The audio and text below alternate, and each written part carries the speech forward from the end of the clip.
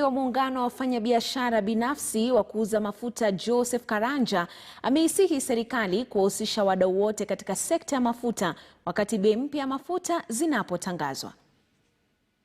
We are treated like squatters, such that we have to go by the rules.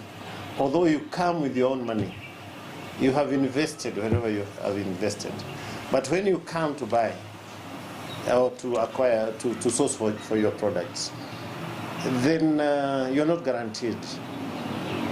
You don't even know the price that you're going to be told, such that you will come with your 1 million, 2 million, but you still have to beg, and they will supply you when they will want. You know, it's so hard, it's very painful. We don't want this. We don't want this. As I'm saying, there is something at the ground which is not right.